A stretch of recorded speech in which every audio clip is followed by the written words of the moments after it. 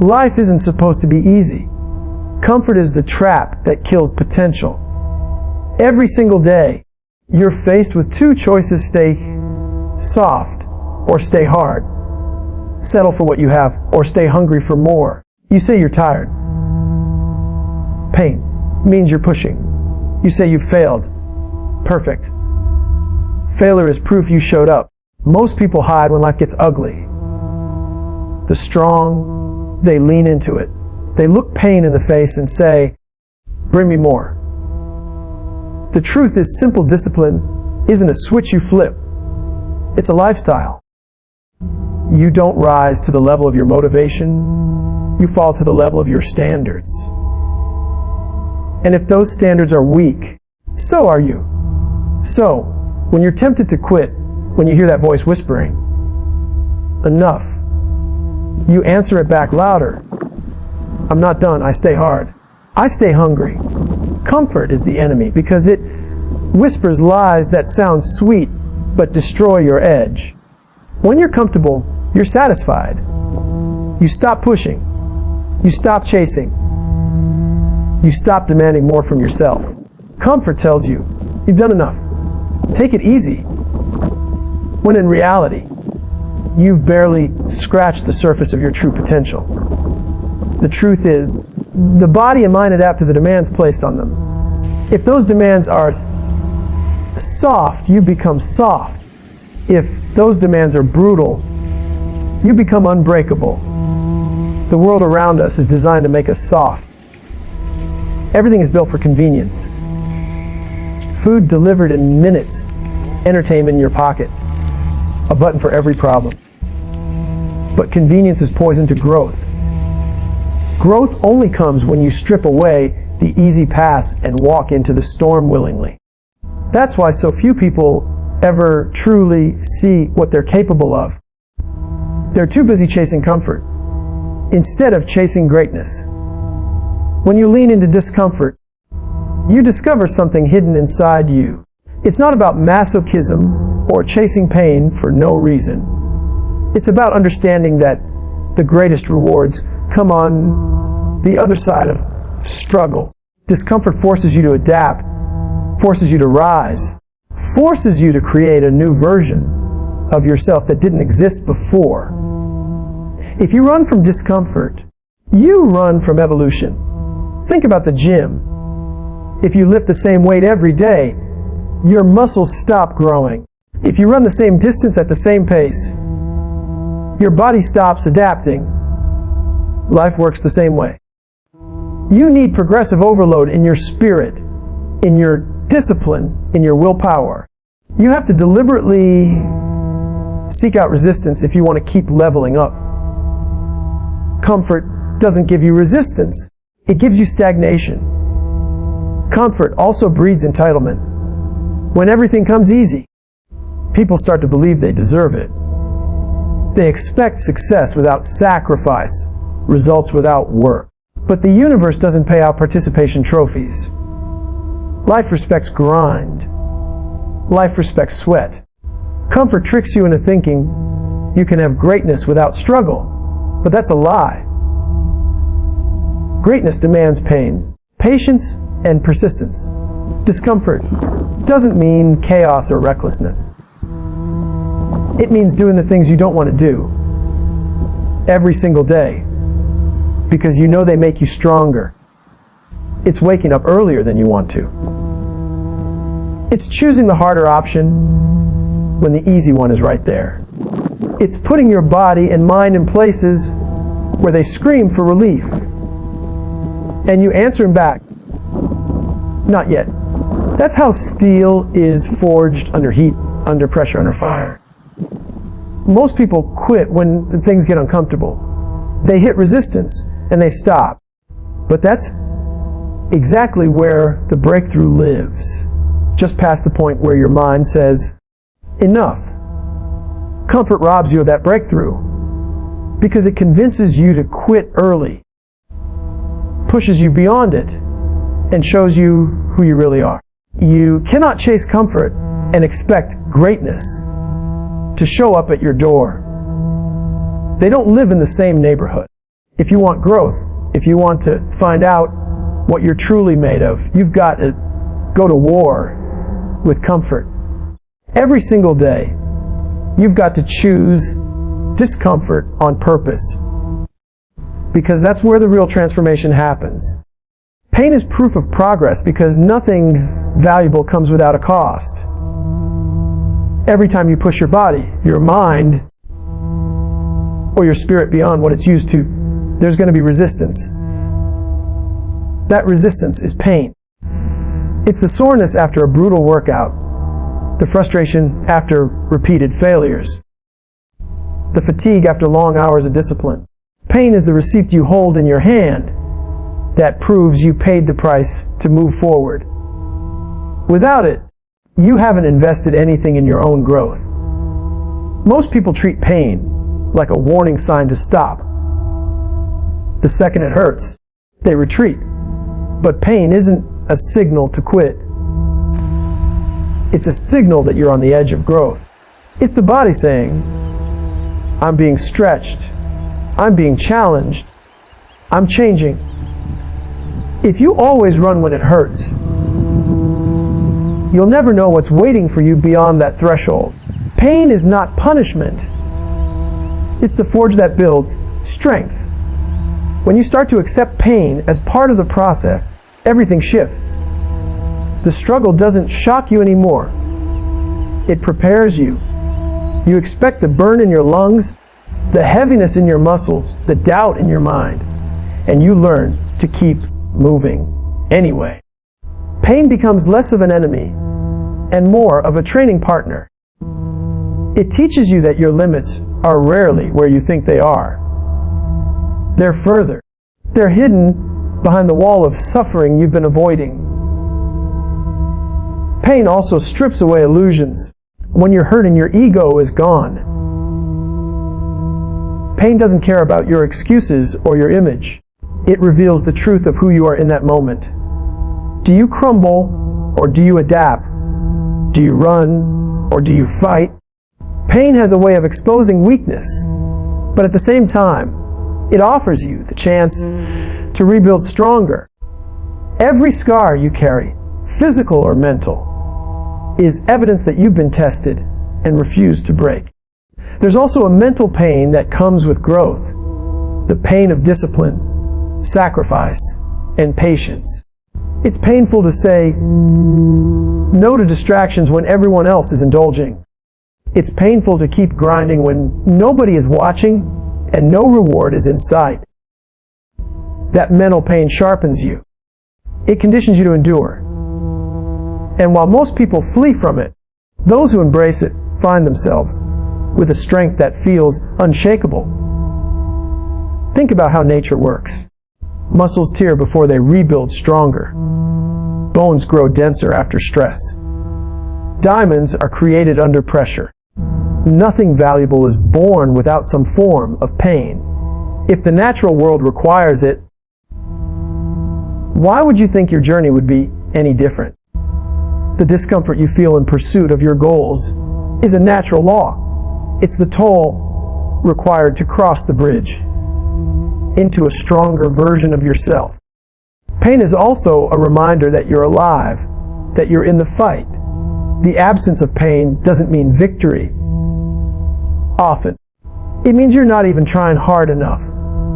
A life with no pain is a life with no growth, no challenge, no fire. Pain is the evidence that you're not just existing.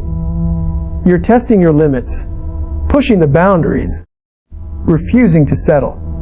It's a sign that you're in motion while others are standing still.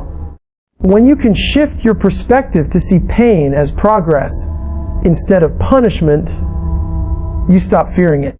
You stop negotiating with it. Instead, you welcome it as a marker on the path to greatness.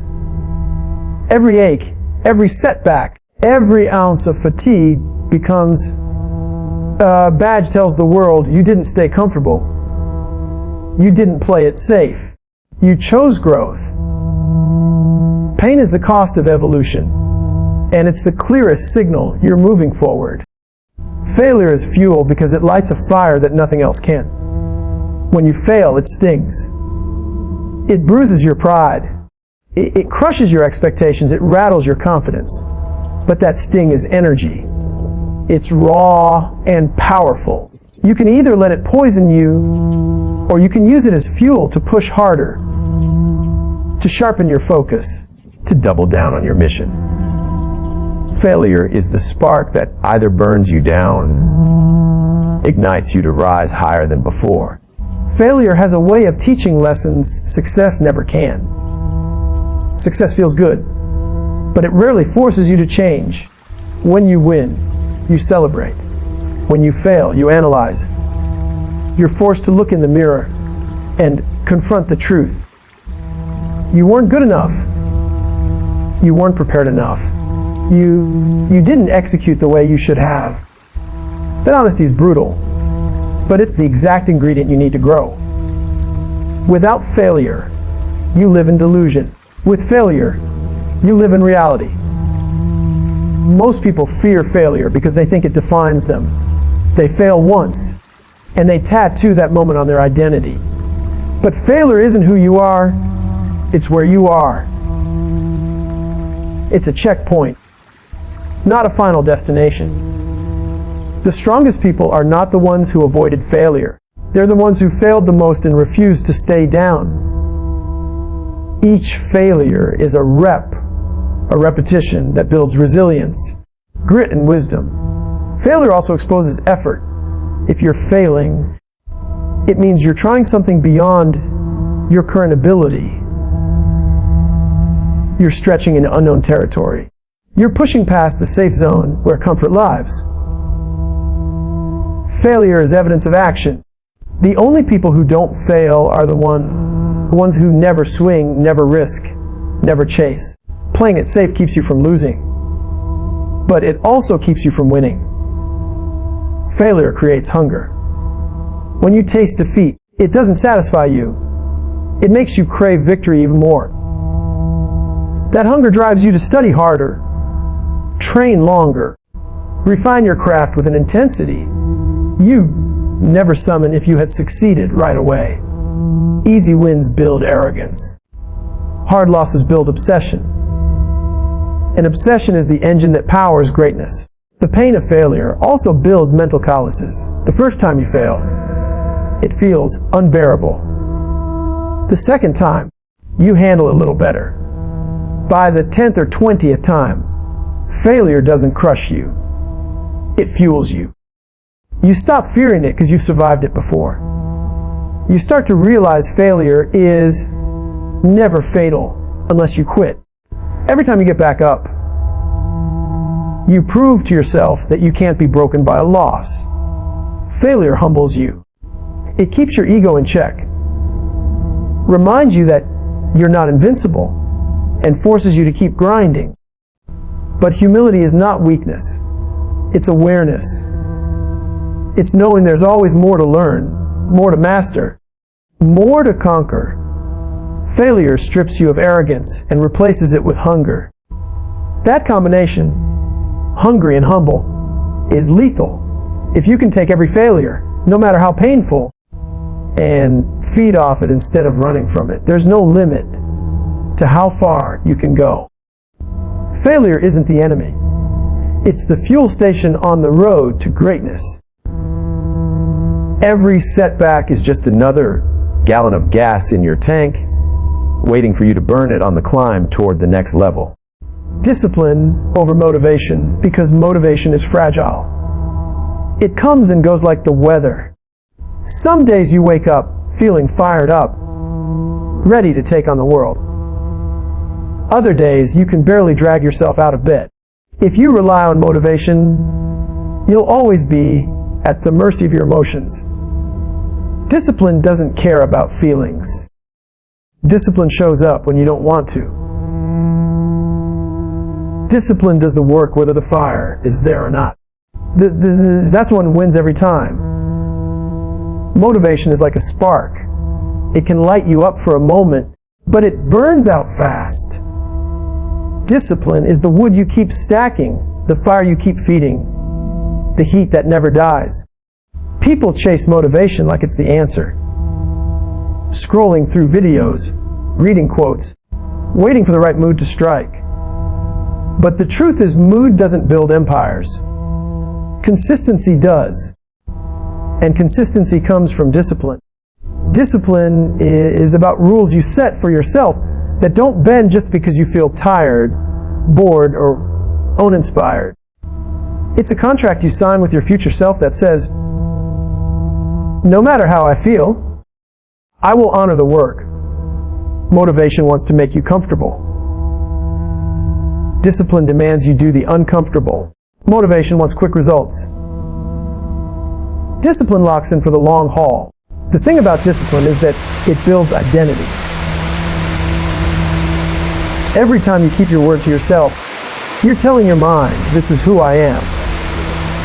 When you skip the excuses and put in the reps, you're casting votes for the kind of person you want to become. Motivation can hype you up for a day. Discipline shapes you for a lifetime. One gives you moments, the other gives you mastery. Discipline also silences the inner debate. When you rely on motivation, you wake up every day negotiating with yourself. Do I feel like it? Should I? Can I put it off? But when you have discipline, there's no debate. The decision is already made. You don't ask yourself if you feel like training, working, studying. You just do it. That automatic action saves energy, sharpens focus, and guarantees progress. Motivation collapses under pressure. When the grind gets tough. When results don't show up fast enough. When the road feels endless. Motivation disappears. Discipline thrives in that environment. Discipline says, this is the work. I don't care how long it takes. I don't care how it feels. I keep going. That mindset is what separates the average from the extraordinary, the dreamers from the doers. Discipline is also contagious. When people see someone who moves regardless of circumstance, who doesn't bend to laziness or comfort, they feel it. Discipline inspires more than motivation ever could because it's not just words. It's action. It's action. It's proof. It's a living example that consistency beats talent, beats luck, beats everything else in the long run. At the end of the day, motivation is cheap fuel. It burns fast and leaves you empty. Discipline is the nuclear engine. It never stops, never runs dry, and it powers you through storms, setbacks, and silence. If you want to build something that lasts, whether it's strength, skill, or success, don't chase motivation. Build discipline. Because discipline doesn't just carry you forward, it carries you forever. The battle is with yourself because the toughest opponent you will ever face lives in your own head. The outside world can throw challenges, critics, and obstacles your way. But none of it matters if you can't win against the voice inside that tells you to quit. That voice is relentless. It whispers that you've done enough, that you deserve a break, that it's okay to stop pushing. It disguises itself as logic, comfort, even self-care. But in reality, it's the enemy within. Every time you decide to step up, the first resistance you'll feel won't be from the world. It'll be from yourself. That alarm clock rings, and the war begins. Do you hit snooze, or do you rise? That workout looks heavy, and the war begins. Do you put in the reps, or do you coast through it? That project feels overwhelming, and the war begins. Do you lean in, or do you escape into distraction? The enemy is not out there. The enemy is right here inside your own mind. Most people lose this battle daily because they underestimate. They think discipline is about fighting the world, but it's really about conquering yourself. If you can master your own emotions, impulses, and excuses, the outside world has no power over you. But if you stay weak inside, no amount of external success will save you. You'll sabotage yourself every time. Winning against yourself requires brutal honesty. You can't lie to the man or woman in the mirror. You know when you've been lazy. You know when you've cut corners. You know when you've given in to weakness. The world might not see it, but you do. And every time you let yourself slide, you reinforce that weakness. Every time you rise, and push through, you reinforce strength. The battle is always being scored, and you are both the fighter and the judge. The mind will always search for the easy way out. It will try to rationalize comfort, justify excuses, and convince you that you're doing enough. That's why you can't negotiate with it. You have to shut down the argument before it begins. When your mind says, "Let's take it easy today," you answer, "Not an option." When your body says, "We're too tired," you answer, "One more rep." Every time you override that voice, you train it to obey instead of control. The war within is lifelong. It doesn't end when you hit a milestone or reach a goal. In fact, the stronger you get, the louder that inner enemy becomes. It will find new ways to creep in. Complacency, arrogance, self-doubt. That's why the battle must be fought every day. Without exception, you never truly defeat that inner voice. You learn to outlast it, to outfight it, to outdiscipline it. When you start winning that battle, everything changes. Your confidence grows because you know you can trust yourself. You stop waiting for external validation because you already have internal victory. You stop fearing failure because you know you'll keep fighting regardless. You become your own weapon, your own ally, your own unstoppable force. That's the power of mastering the war inside. In the end, life isn't about beating the competition. It's about beating the version of yourself that wants to stay weak. Every day you wake up, you step into the arena with that version. And every day you have a choice to submit or fight. The greatest victory you can ever achieve is proving to yourself that no excuse, no weakness, no inner enemy is stronger than your will. Win that battle, and you win everything.